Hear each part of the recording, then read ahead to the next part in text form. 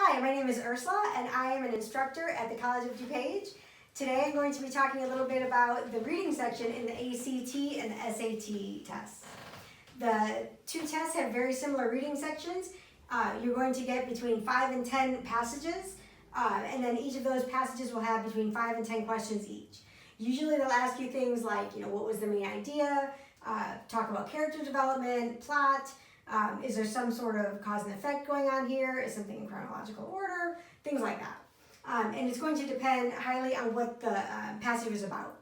So those are going to be a little bit harder to figure out on a case-by-case basis. However, almost every passage will have a question that says, in line 10, the word this means that, right? So we're going to talk about that. So that's words in context.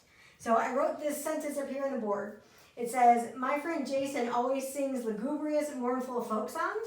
Although he has a lovely voice, I wish he would sing more upbeat tunes with happier lyrics. Okay, so the word they're asking about is lugubrious. And if you know what lugubrious means, then that's great. You pick your answer and then go on, right? But if you don't know what lugubrious means, then we're going to have to try a little bit harder to figure out what it means.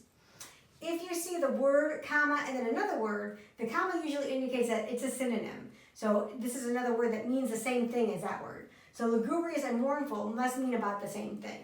And so if you know what mournful means, it means sad. So then you would look at the answer choices and look for something that means sad. And that's great. Now, if you didn't know either of those words, you didn't know what lugubrious meant, and you didn't know what mournful meant, then you need to look at either the sentence before or the sentence after. So in this case, the sentence after says, although he has a lovely voice, I wish he would sing more upbeat tunes with happier lyrics. So the word although is a conjunctive adverb, and it sets you up for an opposite. So although, however, on the other hand, to the contrary, things like that are setting you up for an opposite. So that means the second sentence means the opposite of the first. So although he has a lovely voice, I wish he would sing more upbeat tunes. So we have upbeat with happier lyrics. So upbeat and happier must be the opposite of lugubrious and mournful. Okay, so if you know what that is, upbeat and happy, the opposite of that, sad. So then you look for something that means sad. Okay. Now, say you didn't know any of those words. You didn't know lugubrious, you didn't know mournful, you don't know happy, and you don't know upbeat. Fine. Then what you're going to do is look at the answer choices that you're given. And you're going to look for odd man out, right? So we have exciting, that's kind of a positive word. Depressing, that's kind of a negative word. Romantic, that's positive. And optimistic, that's positive. So the word that doesn't really go with the others is depressing. So then that must be the answer choice. So if you're stuck with the word in the sentence, and the sentence is before and after, look at the answer choices, pick the one that doesn't really go with the rest, and then that one's probably your answer. Now, there will be cases that doesn't help either. So then you're going to need to do some other things. So you're going to have to look at like part of speech. So if you're replacing a noun, it has to be a noun. If you're replacing a verb, it has to be a verb.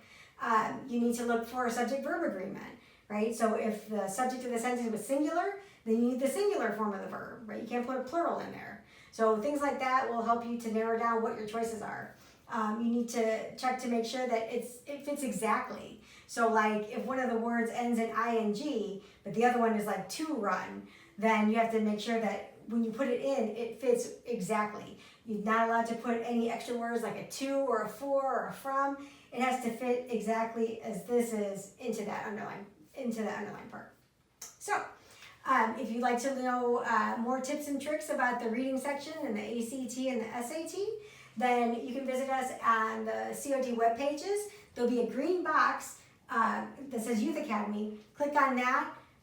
You would type in your name, email, phone number. Someone from the office will get back to you and let you know what your options are. We are not going to be having any in-person classes this summer, but we do have one-on-one tutoring available. The people in the office will give you the tutors who are available and how to get your books. They would set you up with a tutor, and then you and the tutor would meet virtually either in Google Classroom or Zoom or something like that. But everything is going to be online for this summer.